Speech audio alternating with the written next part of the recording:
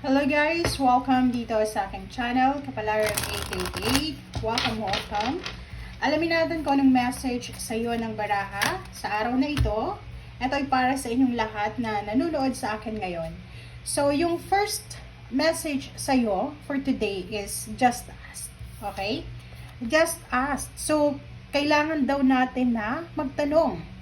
Okay? Dito sinasabi ng baraha na marami dito sa spiritual world or sa mundo ng mga tao na pwedeng makatulong sa'yo.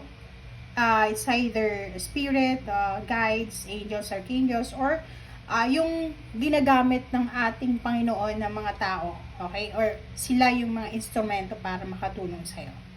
Okay? So, marami tayong pwedeng mahinga ng tulong dito sa mundo through prayer, sa ating Panginoon, sa universe, sa ating loved ones, sa friends, sa guides, angels, and spiritual helpers.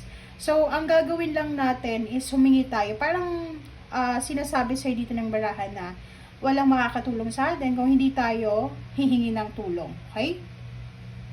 Sila ay parang team na nagtutulong-tulong sa atin para matupad yung mga pangarap natin, maproteksyonan tayo sa kung ano man na problema, and sila din yung mga nagtutulong-tulong as a team para tulungan tayo sa mga pinoproblema natin. Pero since yung dimension nila is iba sa atin, gagamitin nila yung loved ones natin or friends na nasa mundo na pwedeng sila ang makatulong sa atin. But before that, kailangan muna natin na humingi ng tulong. So yun lang.